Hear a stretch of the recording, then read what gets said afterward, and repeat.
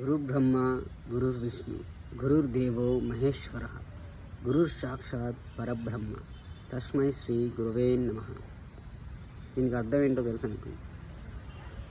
గురువు బ్రహ్మతో సమానం, గురువు విష్ణువుతో సమానం, గురువు మహేశ్వరునితో సమానం. గురువు ఎంతో గొప్పవాడు. గురువు చెప్పేది సాక్షాత్కరించి మనం వినాలి, ఆచరించాలి అని చెప్తారు. ఒకప్పుడు స్కూల్లో మనకు చిన్నప్పటి నుంచి ఇది నేర్పేవారు. ఇప్పుడు rain rain go away come on with me అని అంటున్నారు. అంటే వచ్చే వర్షాన్ని పడద్దు, వెళ్ళిపో, మాకు పంటలు పడిన అవసరం లేదు, రైతులు చచ్చిపోని అని చెప్పి నేర్పింది. ఇది మన సంస్కృతి. ఈ యొక్క పద్యాన్ని అందరికీ షేర్ చేసి మళ్ళీ ఒకసారి వెనకకి తీసుకెళ్ళండి. అందరికీ చెప్పండి. గురువులకి, అయ్యగారులకి, టీచర్లకి, స్కూల్లో టీచర్లకు కానీ, ఊళ్ళో అయ్యగారులకు కానీ కొంచెం మర్యాద ఇచ్చి నేర్చుకోండి.